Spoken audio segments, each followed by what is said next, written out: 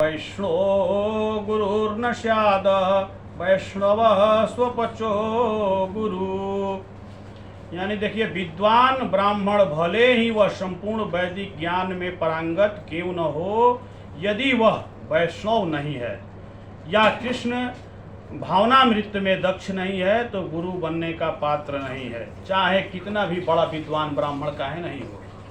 मगर अगर वह कृष्ण तत्व को नहीं समझता है, कृष्ण भावनामृत नहीं है, तो वह गुरु बनने के योग्य नहीं है। किंतु यदि वह वैष्णव या कृष्ण भक्त है तो गुरु बन सकता है। ये पद्म पुराण संसार की समस्याओं, जन्म जरा व्याधि तथा मृत्यु की निवृत्ति, धन संचय तथा आर्थिक विकास से संभव नहीं है। ये जरा व्याधि से, जैसे मृत्यु निवृत्ति, आप सोच रहे हैं कि हमारी मृत्यु से निवृत्ति हो जाएगी धन संचय करने से, ऐसा करने से संभव ये नहीं है। आपका भक्ति का विकास इसमें नहीं होगा। विश्व के विभिन्न भागों में ऐसे राज्य हैं जो जीवन की सारी सुविधाओं से तथा संपत्ति एवं आर्थिक विकास से पूरित हैं, किंतु फिर भी उनके सांसारिक जीवन की समस्याएं ज्यों की त्यों बनी हुई है। विश्व में ऐसे बहुत से राज्य हैं जो धन संपदा ऐश्वर्य से भरा हुआ है, किंतु फिर भी उनके सांसारिक जीवन में समस्या ज्यों की त्यों है, पड़ी है समस्याएं, बहुत भारी रूप में पड़ी हैं। वे विभिन्न साधनों से शांति खोजते हैं। आदमी क्या सोचता है कि हम ये संसाधन कर लेंगे, आज कार खरीद लेंगे, कल 2-4 ट्रैक्टर रख देंगे, बस गाड़ी कर देंगे तो हमारा सुख सुविधा हो जाएगा। मगर ऐसा होता नहीं है, वो और उलझता जाता है। जो शांति से थोड़ा बैठकर समय बिताता था ना, उसका परेशानी और बढ़ जाएगा। 5 मिनट भी भगवान का नाम लेता था, 1 मिनट भी नहीं ले पाएगा, क्योंकि उसको टाइम नहीं मिलेगा। प्रभु, मैं ऐसा सोच रहा हूँ कि मैं घर पे गया था, 1 दिन मैं गीता नहीं पढ़ा हूँ, क्योंकि हमको टाइम नहीं मिलता था, घर में काम चल रहा था। किसी तरह सुबह में जग के हम माला कर लेते थे। माला भी ज़्यादा 16 माला पूरा नहीं हो पाता था, 2-4-10 माला किए निकल जाते थे, आते थे 12 बज जाता था। तो अब हम गीता पढ़ेंगे, खाते थे पीते थे, फिर 8 बजे 9 बजे रात में आते थे, माया में एकदम उलझ कर हम रह जाते थे, प्रभु पढ़ नहीं पाते थे। जबकि देखिए यहाँ उससे हम ज़्यादा काम कर रहे हैं हम लोग, फिर भी यहाँ पे हमको टाइम मिल जा रहा है। ये क्यों हो रहा है जानते हैं? यहाँ भक्तों की संग है, वहाँ भक्तों की संग नहीं है। कारण यही है, वहाँ अकेले हैं आप, आपका जो दिमाग है विचलित हो जा रहा है इधर उधर। अगर भक्तों की संग वहाँ भी रहेगी तो यही माहौल पैदा हो जाएगा। वे विभिन्न साधनों से शांति खोजते हैं, किंतु वास्तविक सुख उन्हें तभी मिल पाता है जब वे कृष्ण भावनामृत से युक्त कृष्ण के प्रामाणिक प्रतिनिधि के माध्यम से कृष्ण अथवा कृष्ण तत्वपूरक भगवत गीता तथा श्रीमद् भागवत के परामर्श को ग्रहण करते हैं। धन धान्य से कहीं कुछ होने वाला नहीं है, वो आर्थिक लाभ से आप भक्ति में विकास नहीं कर सकते हैं। जब तक भगवत गीता और श्रीमद् भागवतम का अध्ययन नहीं करेंगे तब तक ज्ञान होने वाला नहीं है।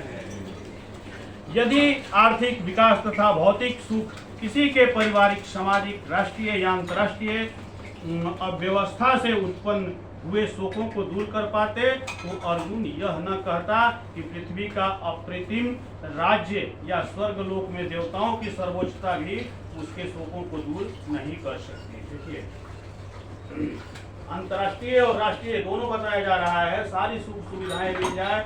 अर्जुन ऐसा सोच रहा था कि हमको अगर देवताओं का सुख भी मिल जाए, स्वर्गलोक भी मिल जाएगा, तो भी मेरे हृदय की जो व्याकुलता है वो बिना कृष्ण भगवान के उपदेश का जाने वाला नहीं है। तो कृष्ण का उपदेश क्या है? ये गीता ही है ना, और इसी का अध्ययन हम लोग कर रहे हैं। तो हम जब तक अध्ययन नहीं करेंगे तब तक हमारी भी व्याकुलता जाने वाली नहीं है। इसलिए हमको डेली अध्ययन करना चाहिए।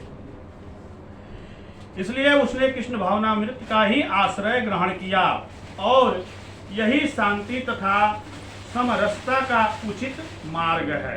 कृष्ण भावनामृत क्या है? शांति और सम समदर्शिता मतलब समान दृष्टिकोण से देखने वाला चीज इसमें मिलता है।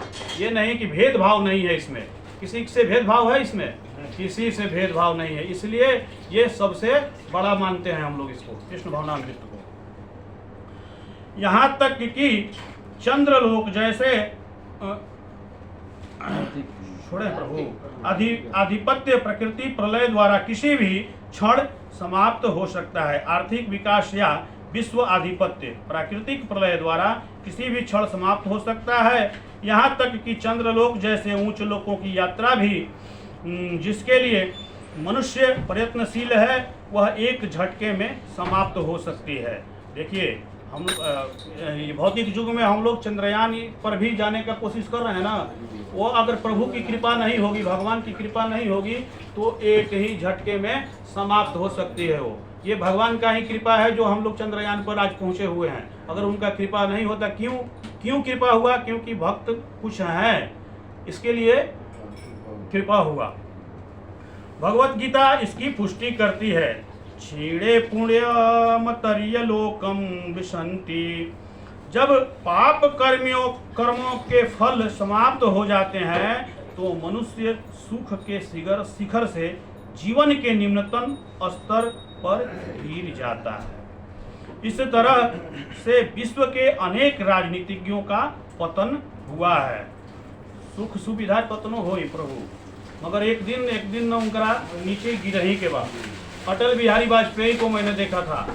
अटल बिहारी वाजपेयी का जब चल रहा था तो उनके सामने बहुत बड़े कवि थे, वो विद्वान आदमी थे, बहुत विद्वान थे अटल बिहारी वाजपेयी। आज उस समय बीजेपी का बोलबाला उन्हीं के चलते जमा, नहीं तो नहीं जमता। वो लास्ट समय में अकेले खाना बना कर खाए हैं, आप बुढ़ापा बिताए हैं, कोई उनका सेवा करने नहीं गया है। क्योंकि जब वो सत्ता में थे तो कितने आगे पीछे घूमते थे, जब सत्ता से हट गए तो उनको पानी के पूछने वाला कोई नहीं है। वही हाल होता है।